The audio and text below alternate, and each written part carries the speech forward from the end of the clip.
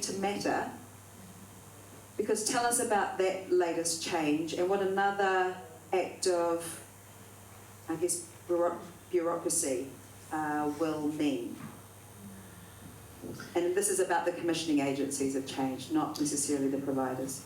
Just recently, the final audit commissioning agencies were told that they were unsuccessful in their bid. There were 4 commissioning agencies. Now, we've all been working for the last 10 years to build up the capacity, to build up the trust with our communities, to build up trust with our whānau.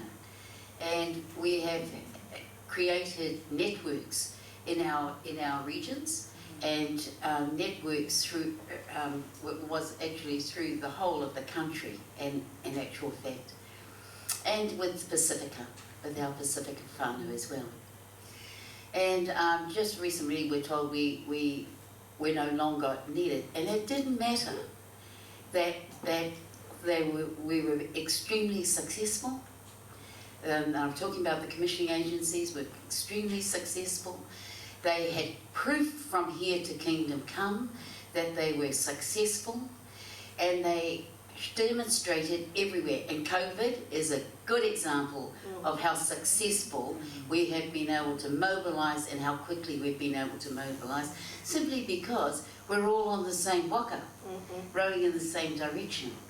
Well, now we have others who are doing it, and so we're basically starting again from scratch, because they think they can pull this off, but they can't do it without the network that's already there. And but it's a new regime. So with new regimes come new databases, new regimes come new ideas of how it should be done, and etc., etc. And that's supposed to go live on the 1st of July. Yeah. And I don't know how they're going to do that, but anyway, they are supposed to go live. But this is just another example. This is a very successful Māori initiative. It was started by the late Dame Tariana Turia under Labour, and yet here we are, having to start again. Now, I think sometimes, you know, what we need to be saying is enough, because that abuse of the system, but abuse of the people that the system is supposed to work for, that they are supposed to work for, is a continuous and a repetitive model that they've taken upon themselves. Because why? Because it's about power and control. And it's basically saying to us, get back in your little box and stay there. And, you know, we've been here too long, 200 years, that we're going to get back in no box and stay there. We're going to keep doing what we've always done. And that's the destructiveness of this government. And it's been something that we have had to contend with for all of their time here, and they still haven't finished yet, because they're taking away every reference to Te Tiriti o Waitangi everywhere. So, I am very, very disheartened and disappointed in this government's, in the minister and in the government of today, that they think that we are just pawns in a game of get rid of them.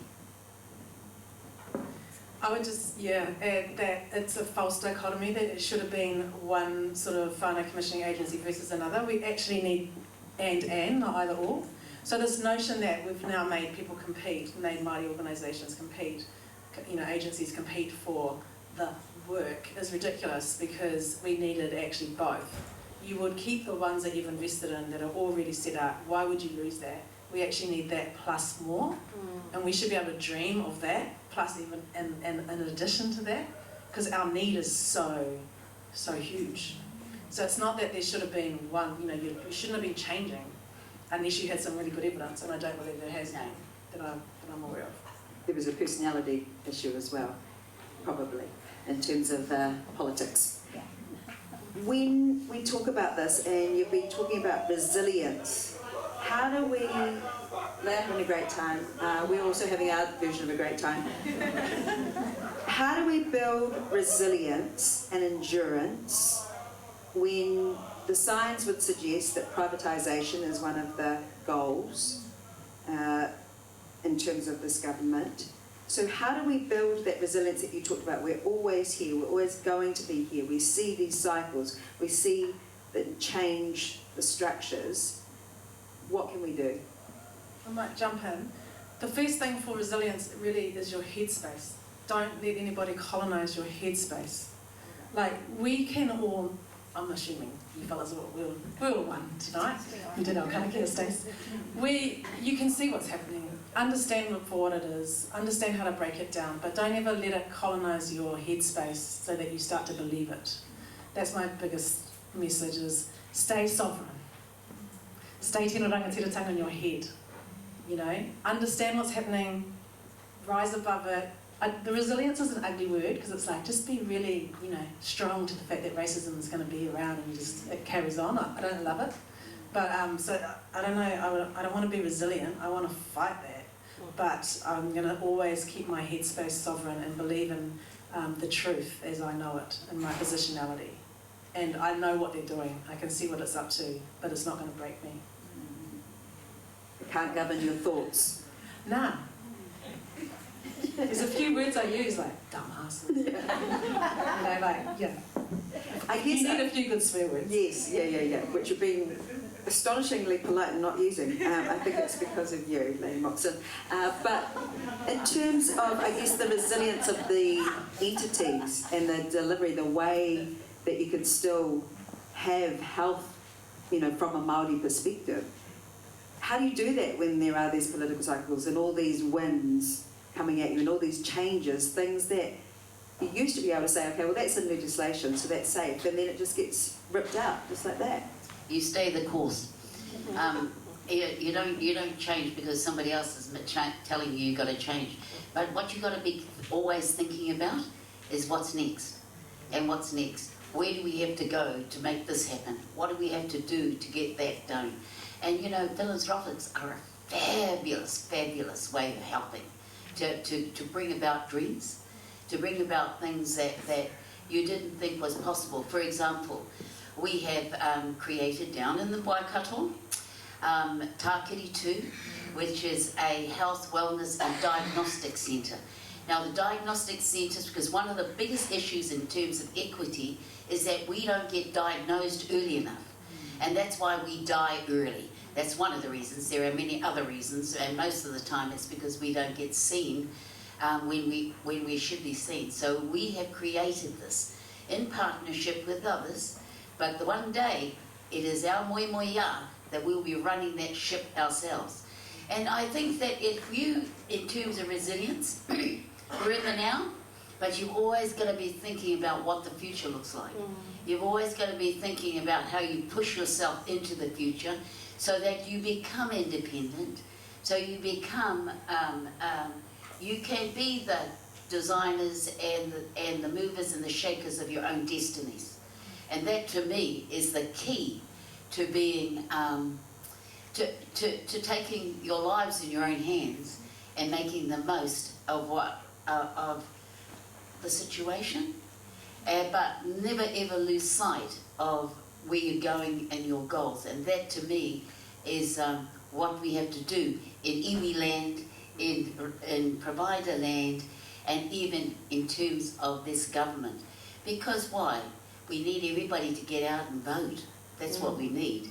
And we say this every time before, you know, before the local elections, and we say this every time before the our central elections and all the rest of it.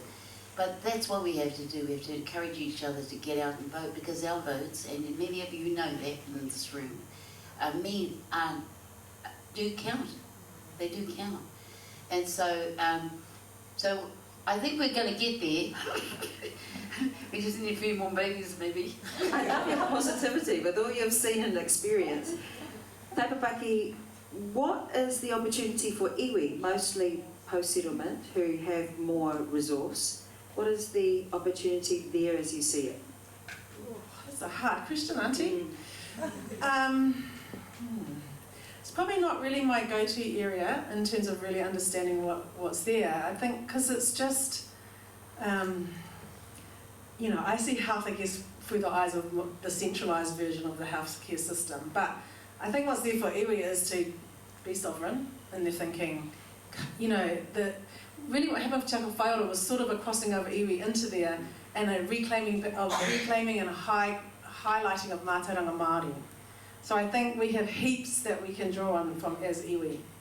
But yeah, I found that even in that with Te Ako Whaiora and the trying to get behind mātauranga Māori, just being really careful we don't romanticise mātauranga Māori, which is sort of, you know, like it's only our traditional knowledge. I see mātauranga Māori as traditional, current knowledge and future knowledge so that we can keep dreaming. And I hope our iwi keep dreaming, understand that the power that we have as our own sovereign nations and peoples. But I don't know, because you'll probably got to comment more than me about in terms of health, because our health is so controlled by central government, which is not iwi-led. But interestingly enough about iwi, you know, if they would only unite, if they had only come together, and instead of them looking at the teeny weeny piddly little bit of money that Māori are allocated in each and every government that we've ever had, that they start looking at the big bickies, at who has really got the big resources, and start vying for that. You know, they have such strengths, but unfortunately they're not using it to the extent that we could be, mostly because a lot of them are very focused on economic development, creating a future wealth, if you like, a future for their iwi, but still you've got to balance that with what's going on today. And I think that we haven't quite got there yet, because we're still very, very vulnerable to divide and rule and to divide and conquer. And until we get it in our minds that as a rōpū, as the partner to Te Tiriti o Waitangi and the Crown, until they really get that as a whole, I think we'll still be just playing with peanuts. But I have hope for them, because I see that in the future our way forward will probably come through all those who are coming through kura kaupapa, who are coming through the wānanga, you know, and so forth, our high schools and into Te Whare Wānanga, etc. So I just see that they are so much more aware, they're so much more knowing, and they're open to learning, and doing things differently, and I think that that's a good thing. But as Dainwhina Cooper said, be careful for what our children hear, and what they're hearing at the moment is embarrassing. We have daughters of the same age, and I am embarrassed and concerned about what they're hearing. One of the things we hear is that it's taxpayer money. Any Māori people here pay tax? Yeah, a horrendous amount that I'm happy to go to help other people and achieve more equity, but we're not talked about in that way.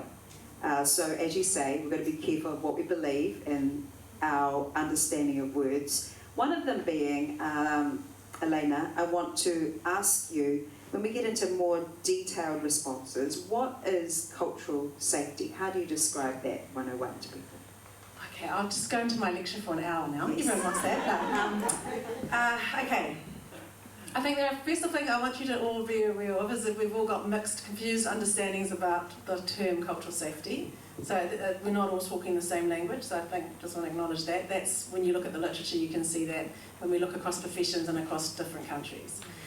My work in cultural safety has sort of changed just recently, actually, over time, but I'll just explain quickly. Cultural safety is about actually not you learning about the culture of everyone else around you, but learning about yourself, your own culture, and what your own identity might mean to a clinical encounter with somebody of a different culture than you, but also to the way in which you set up the healthcare system for people that are of a different culture than you.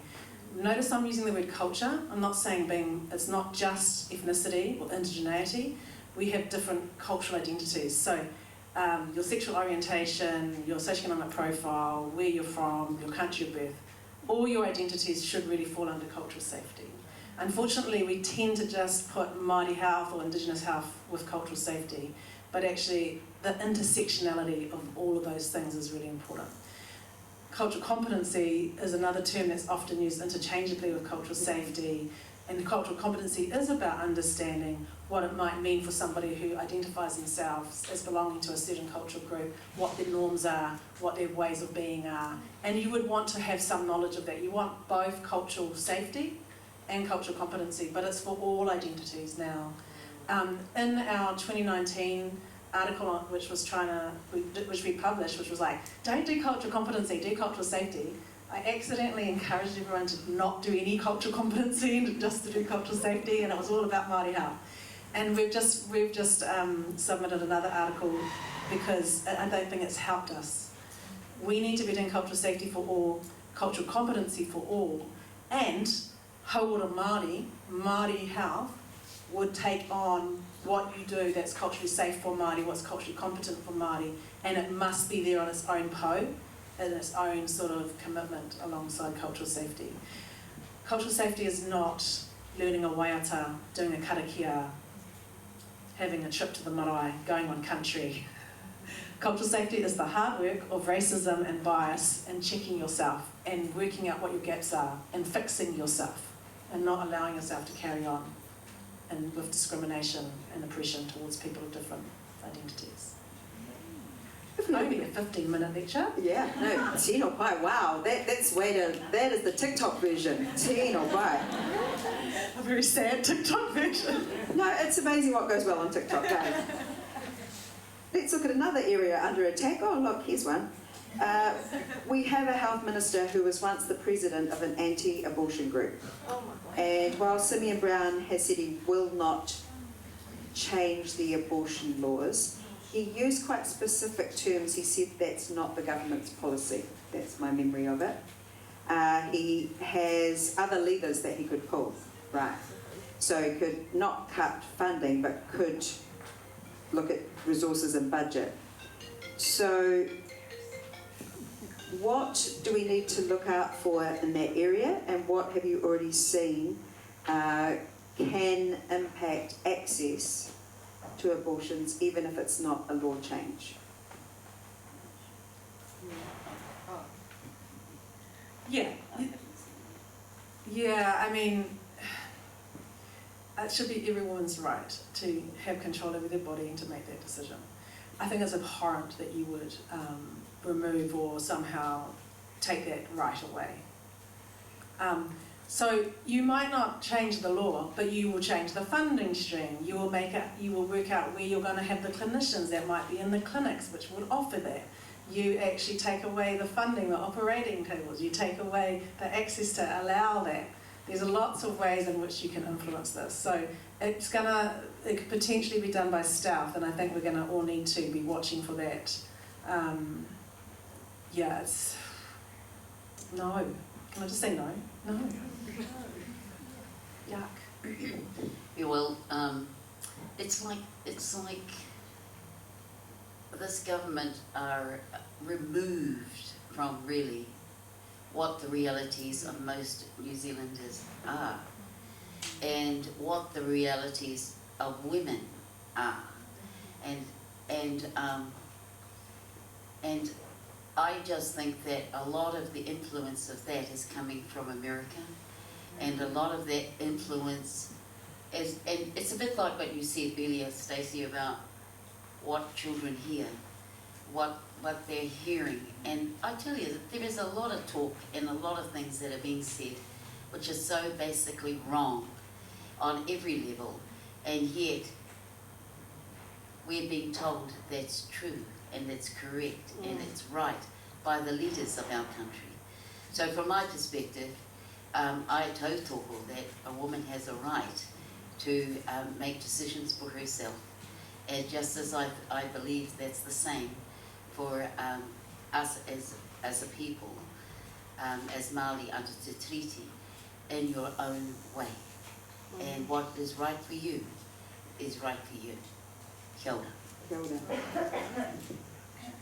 One of the areas that may not seem associated, because as you just said, Elana, it's important that we look at, if it's not a law change, there are other ways to destabilise a health service. What impact does no more Marsden funding for social sciences and humanities research, what impact will that have on Māori health and for women's health and health in general? Oh, hika. Yeah, that's hugely important because there is a large amount of work that is really focused on what's really driving Māori health inequities, and it is the socio-cultural, economic, commercial determinants of health. And Marsden work tends to focus in those areas and allows us to be broader, not just focused on healthcare services and healthcare delivery, but to really understand what are the basic determinants of health inequities. And to really do things in a different way that isn't just about, you know, genetics and thinking about how to fund a randomised controlled trial. So targeting Marsden is a direct target on research that will provide some benefit for Māori. It's not by mistake, it's by design. And I think we will be a much poorer country with the removal of that funding and that ability to look and ask questions from the humanities, from the social sciences, because those are really meaningful, important ways in which to research what our issues are. So, again, dumb. Hello. But it also goes back, Lady Moxon, to that very different approach of units, of FTEs, of spreadsheets. That's an aroha kore, is that a fair way to describe an approach to health without or devoid of aroha?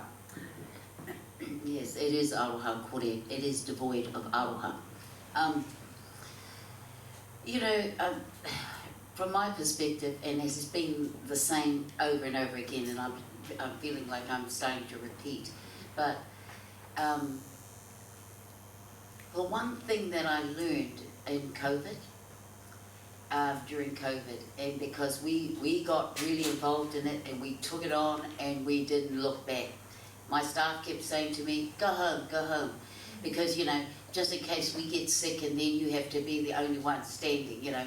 And I said, well, if my staff are in the trenches, I'll be in the trenches. So what we saw happen in Hamilton, now Hamilton has traditionally been a pretty, privileged place, and still it continues to be a very privileged, very wealthy people in parts of Hamilton. But what we saw is them all coming to Kirikiri Marae for swabbing and for vaccinations. And I tell you something, every single one of them who had never been on the marae before, who had never ever entered into Te Kōhao or any Māori anything, said to us that's the first time they have felt so welcome. That's the first time they have felt what it means to have a caring healthcare system. And it was from the time they drove on, and some of them were in Bentleys and, you know, those very, very flash cars, I'm just telling you. And where people would tell them where to go, and they'd find out what they were there for, and then they'd send them to the right places. Now that's how our system, our healthcare system should be. It should be a place of caring, of loving, of feeling like you are the most important person who is there in that place at that time. But I tell you what, our hospitals have lost the plot. There are a lot of them, and yet we need them so badly, and we need them all the time, but they've lost the plot. There's no care in there anymore. So a lot of people are feeling like they can't trust their loved ones to be there on their own. And they've got to be there so they can take care of their ordinary needs on a daily basis. So, you know, let's change that paradigm and make it so that we come back to being people-centred. Kia ora. Can I just, we've got 3 minutes remaining here. Can I ask you both, how can we have the level of determination and continued effort that both of you have, that you say, no, I'm staying here in the trenches. I know you must be tired, I know you must be hoha, I know that we have a group chat where we let it all out. What are the things that help us stay vigilant, energised and focused on what is needed in response to make it better, to stop our people dying earlier and more often? There's always hope. The tide might go out, but it's definitely going to come back in. So it might be out right now, but without a doubt, that tide's coming back in. We have a challenge, and we have a privilege, actually, particularly those of us that have an education, those of us that can see the bigger picture. We have the privilege of being able to dream a different dream, and I would never give that up. Yeah. There is cray-crayness right now, but I'm going to stay fighting. I know what the end game is, and it's aroha. Aroha tētahi ki tētahi. It's rejecting hate, and it's actually holding on to the aroha. And I just know in my heart that it will be okay. There's going to be something okay for us out of all of this. We're going to look back on these days and go, oh my, hika mā, they were funny, weren't they? But, you know, because just don't give up on the aroha. If we hold on to aroha, it'll be all right. We've got a future. We can hope and dream, because that's what our ancestors did, and that's what we're going to do in their memory.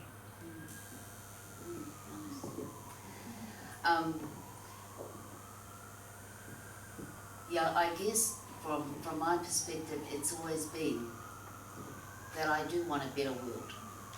I've always wanted a better world. I always wondered why it was that the land on the other side of the river was so fabulously beautiful, and our land was full of blackberry and gorse. But you see, from those dreams, you can make it, and you know, it doesn't take a whole tribe to change the way things are. It just takes one person, you know, one person who affects other people, who affects other people, who affects other people. And that's the way we have to do it. And unfortunately, there are too many voices that are coming at us from all ways. But I've always believed, keep your sight on where you want to be and what you want to see happen, and just go for it. And you might not get there in a straight line. You might have to go around the back or go around the side, go under, go over. But keep your sight on that vision, on that goal, and just keep moving towards it, no matter what happens, no matter what disappointments that come our way, and no matter what governments are in or out. Just keep your sights there, and I promise you, you'll get there. Go down. Ooh, here we go. Okay.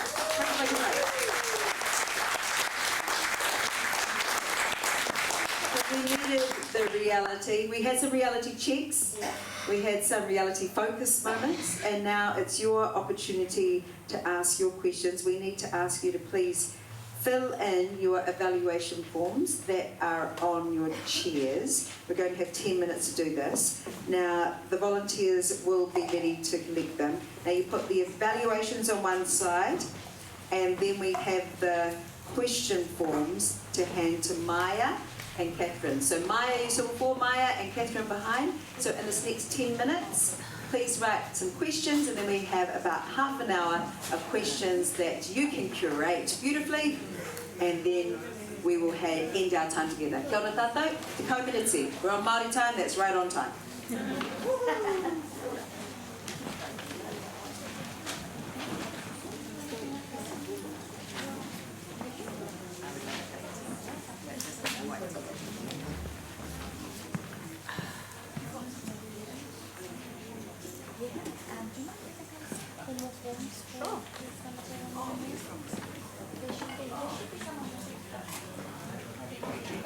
Yes, no? No? Yeah, no worries.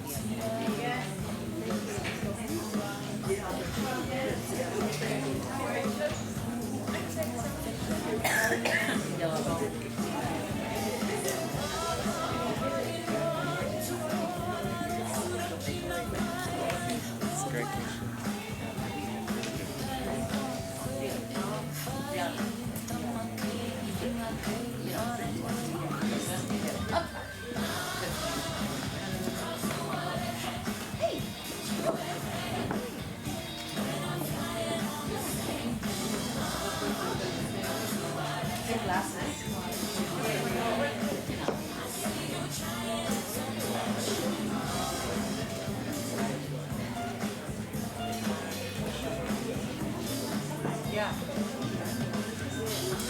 So, one really positive one. No, all good.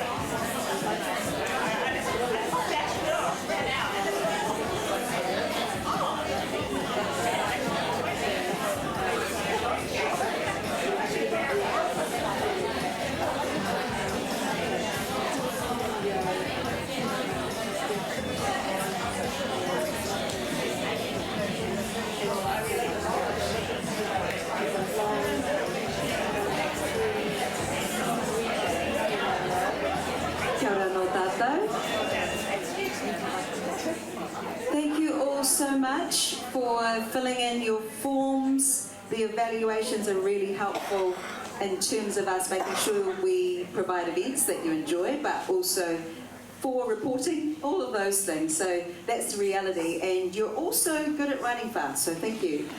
We have half an hour now for questions and answers, so I'm going to get through as many as possible. Question number 1.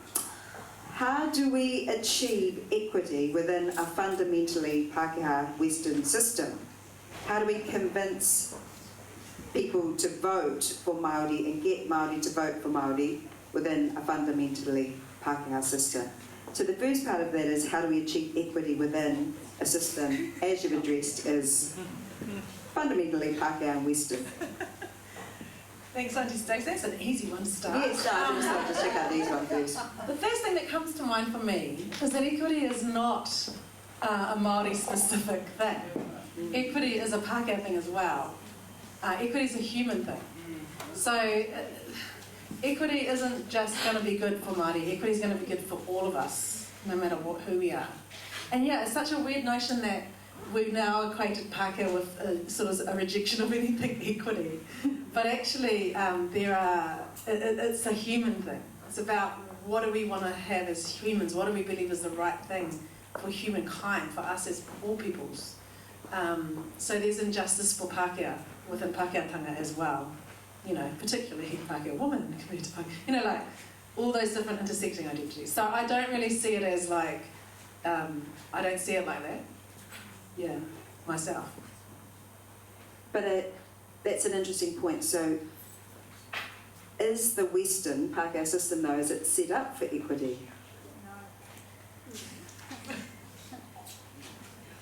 It could be. There's no reason why it couldn't be.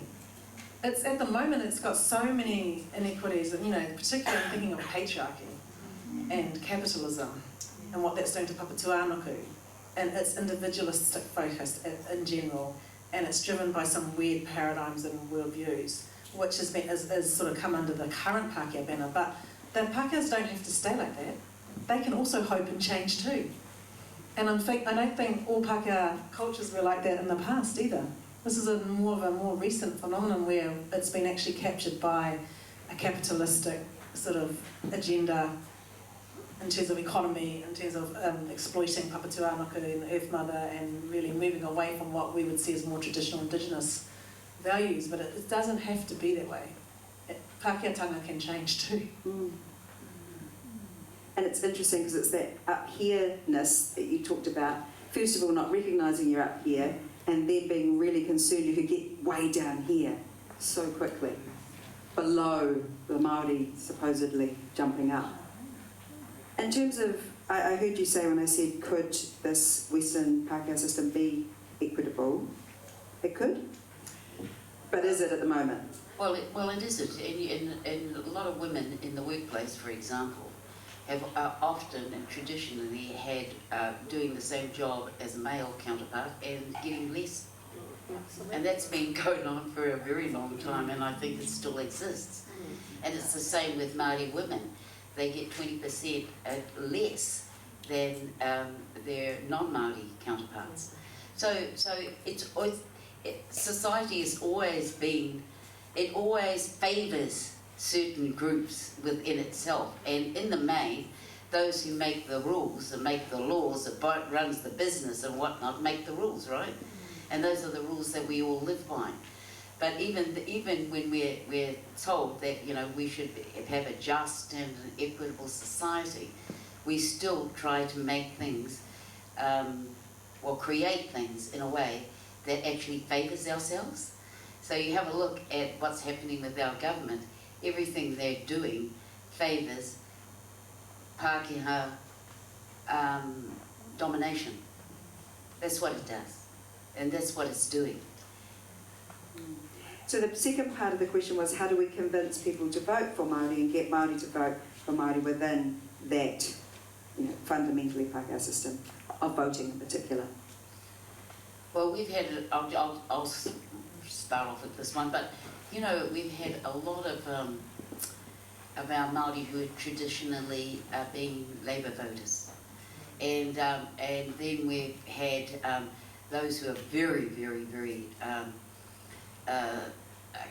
committed to Winston Peters and all that's all he stands for, and then you've got, you know, and then you've got sort of the Māori Party that looks like it's the poor cousin to everybody.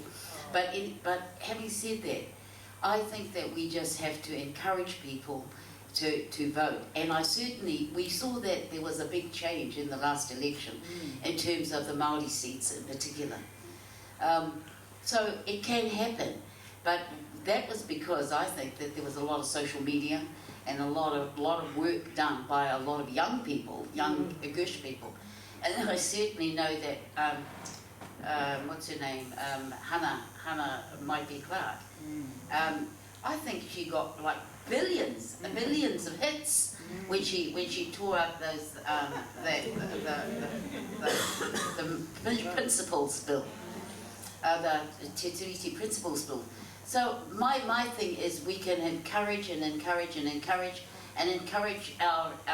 whānau to give us your party vote and to do all of those kinds of things. And I think we will get there. We will certainly